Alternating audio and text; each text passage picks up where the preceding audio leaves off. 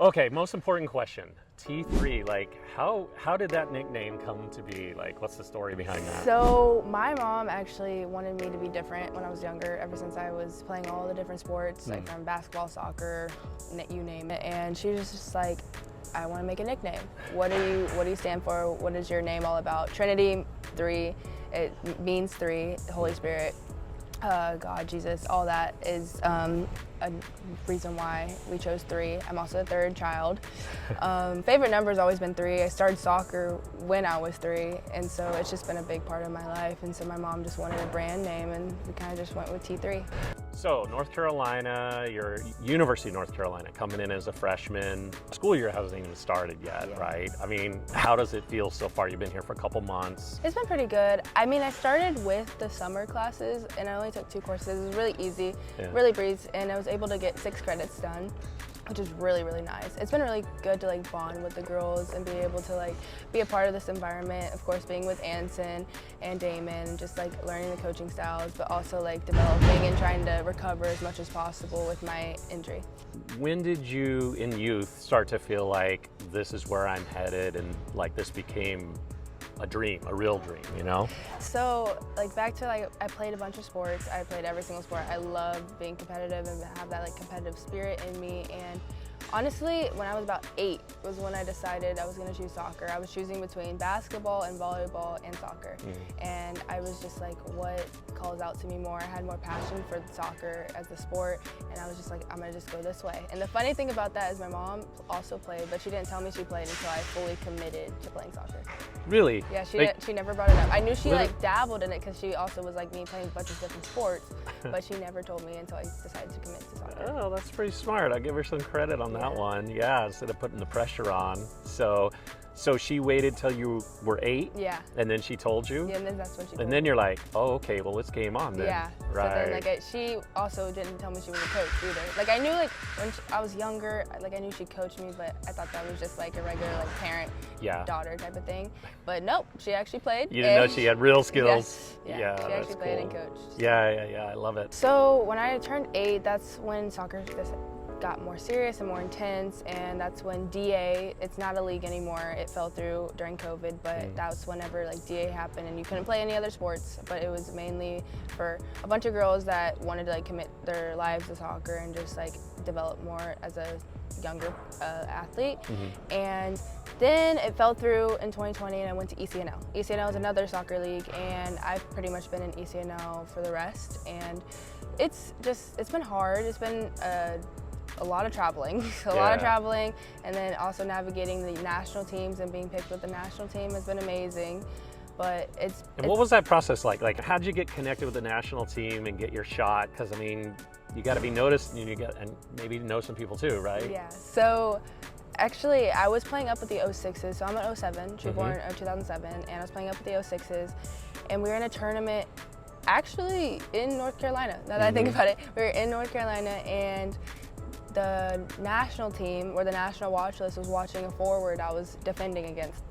Absolutely shut her down, and they ended up switching their focus to me, and I got put on the national watch list. So they were watching me for 2 years straight until I went to U15, which is under 15 group, and they called me in for a camp, and unfortunately I didn't make the U15 cycle, but I went to IMG Academy, which was amazing because there was so many different personalities and diversities of groups, like for everybody from Japan all the way to Germany. Like it was wild, but I got picked up again for the U16 team, and I've been there ever since. So. And now you're here, like at the Mecca. I mean, I'm sure people would debate this a little bit, but definitely one of the top, if not the top, women's soccer program in the U.S. I mean, can you believe you're here? Like, does it walking around here? You're like, really? This happened? Yes, it's been crazy. Like I just moved into my fall dorm, so now it's like official, and I'm starting to feel like I'm finally here. This summer it's been fun, but I've been traveling and like moving a lot, so it felt like a summer camp, honestly. But now like it's finally starting to set in that like I'm here, I'm part of this legacy, and now I'm like we're helping with the new generation.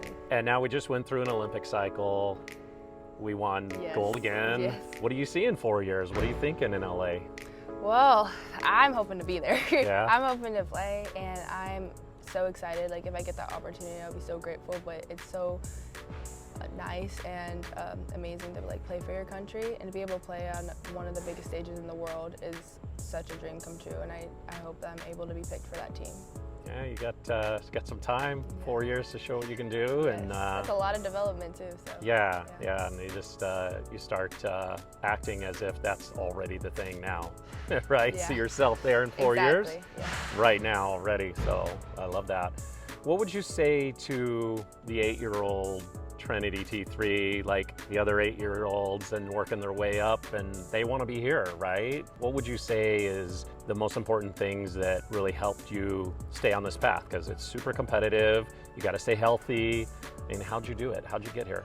It's been hard. I mean, I've had a bunch of ups and downs. I'd say every year leading up has had some major event, good or bad. And the main thing I would say is first, have fun. Like, be content and like secure in your happiness and passion for the sport, because the more you get into it and the more elite you become, the more it becomes a job. And you just want to stay passionate and like find your fun and know how to like get your fun back whenever you're in those low moments. Secondly, I would say be open-minded and be like open to change, because it changes drastically, especially now like with NCAA now employing their college athletes. It's ever changing, and it's always going to like make a difference throughout the years coming. And I mean, yeah, those are the main things. Just be open-minded and passionate about your sport, and that would take you really far. And I know you work with youth kids is it in the FC Dallas system that you're working with the youth, or? So both. I did it with FC Dallas, so we had little sisters, like our 2011s. I had a little sister, and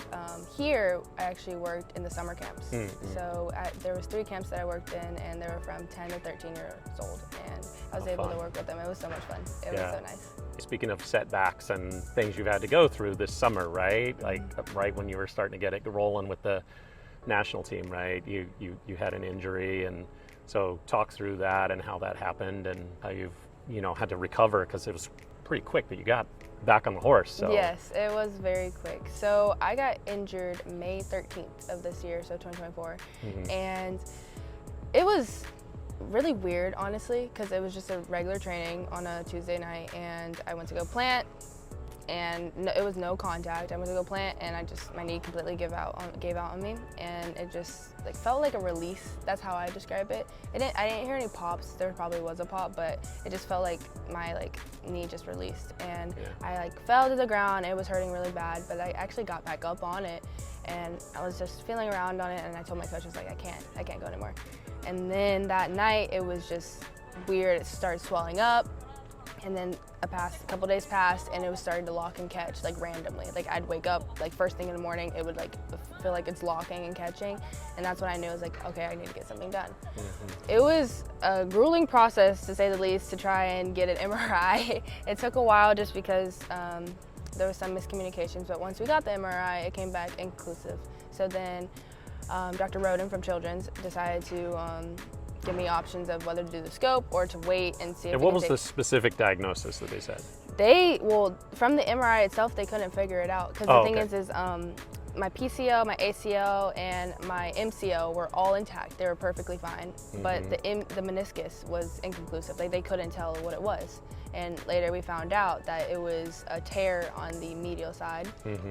Oh, the anterior side, sorry, and it was underneath, so that's why it came back inconclusive.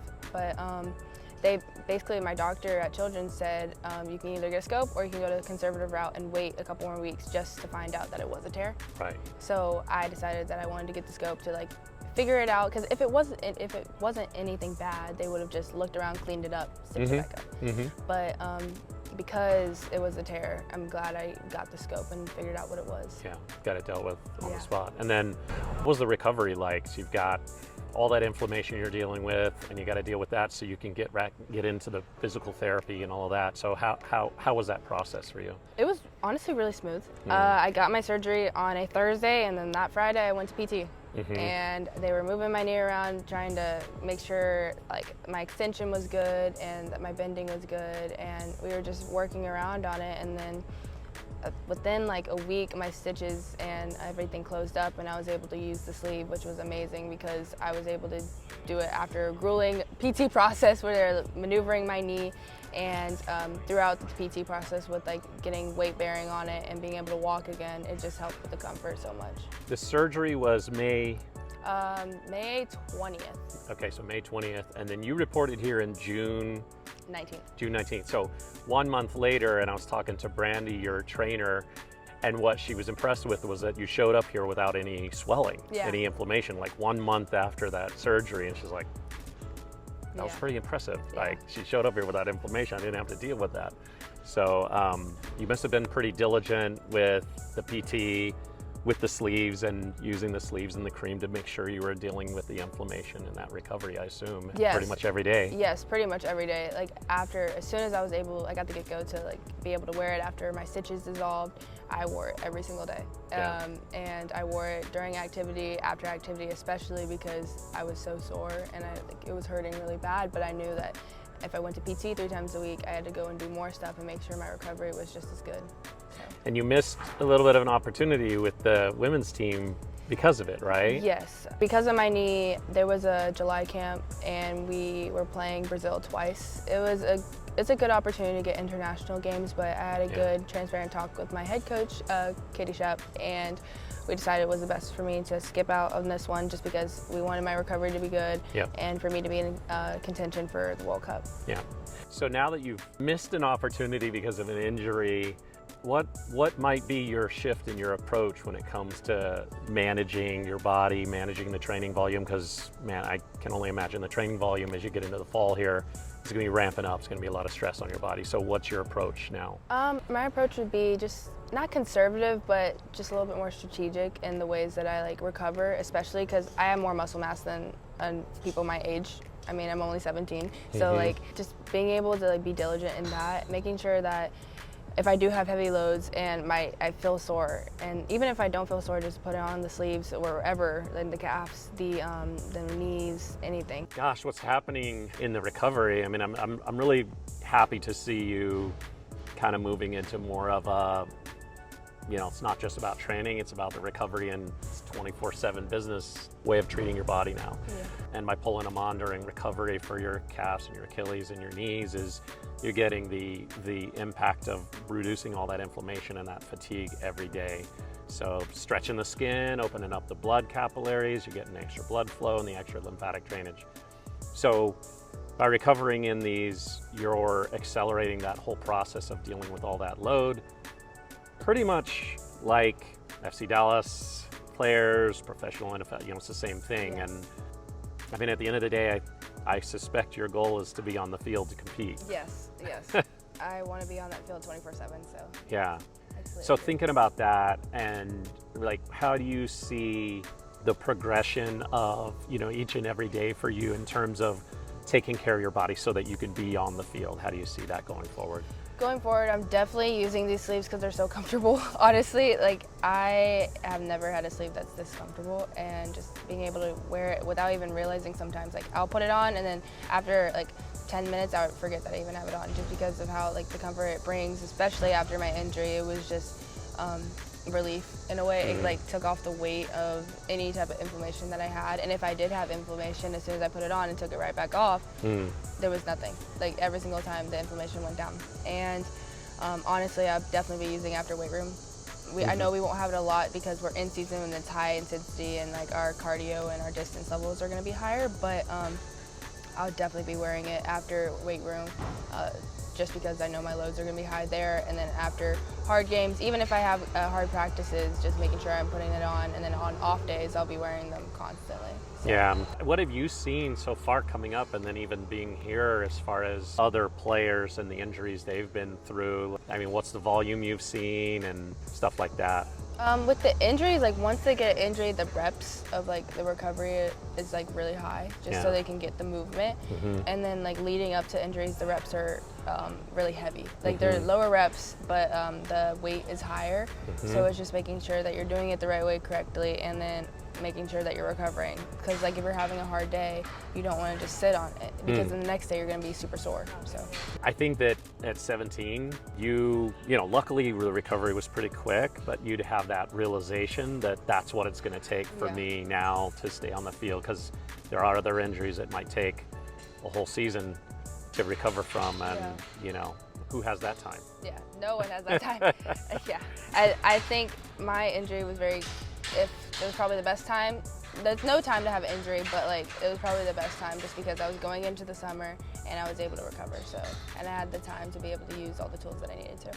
You know, had you had these tools and this knowledge before, what would you suggest, and when would you have adopted all of this into your process? If I would have known about this, I would have adapted it immediately, honestly, just because it's helped so much and knowing the impact that it has and the prevention that it has on the recovery end, but also just making sure that you don't get these nagging injuries that take you out when you want to play the sport that you love. I would have implemented them immediately after everything, after every training, knowing how my body gets, because I'm a type of person that gets really sore because of my muscle mass. So having these in place would have helped tremendously. What's your outlook so far on looking at, you know, I know it's super early, but the team dynamics, the roster, all of that? What do you think? I am so excited for y'all to see our freshman class. Our freshman class coming in and the transfers coming in are good. I feel like we're gelling already, and it's only been a short amount of time, so I can't imagine like what we're gonna do for this season. I know that with Anson stepping back as well, he's still gonna be here. We're playing for him this year. This is his year that we're dedicating him to, and we're just so excited to like play with each other. The girls have been so welcoming.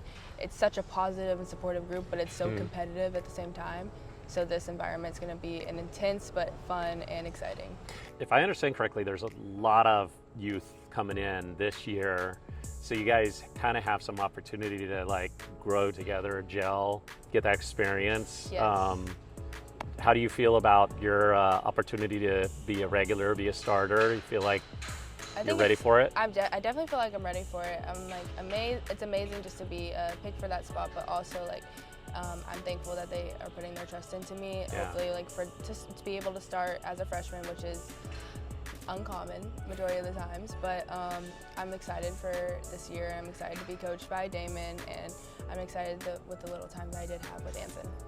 I mean, it's a tribute to what you've done to build to get here, and then also that, you know, as you go through situations like this with the injury, you adapt, you learn, and you improve, and you show that I'm 24/7, I'm figuring this out, right? And I think that, you know, that's obviously what's being noticed. And yeah, you putting your body in the forefront of taking care of it is really admirable. Because again, it's kind of hard at 17 to understand until you have an injury how to really respect the injury. You know, right? Do you see it? Because you just want to keep going and going, and like you hear about like career-ending injuries, and you hear about like season-ending injuries, and it's just like you're thinking about them, but then you still want to keep going. Right. You don't recognize the like recovery process or the rejuvenation process that it actually takes to prevent all those things. Do you feel like this last injury kind of like was like a wake-up call for you for the first time of like, oh, now I get it? Yeah, definitely. Just because this was my first surgery ever. Yeah. This is my first surgery I've ever had, and honestly, I'm thankful that it doesn't feel like I've had a surgery. Right. Which I know a bunch of people, a bunch of my friends and old soccer teammates have had injuries, and it's felt like it's been a burden almost with them that they've carried. And my knee feels great. It feels amazing. I don't think about it when I'm playing, but I do think about all the different aspects outside of soccer, just making sure that I'm like treating it well. You know, my perspective, myself, and with other professional athletes, I think it's all the same. Like anything that helps you build confidence that you can just go do what you need to do and not have your mind on will your body perform is huge. So I think you know, what I'm hearing from you is like, I feel more confident. I feel more confident that I can get after it and not worry about, you know, I definitely feel more confident about it, because I had heard like stories from before, like they feel like hesitant to like get back into the action, to start cutting again. And honestly, like especially with using the sleeve, it's when I train with the sleeve on, I don't feel like I need to worry about all that stuff. Like past me, if I knew anything about like Go Sleeve and all the preventative actions that it takes, I would have definitely been using it every single day after practice, every single day after games.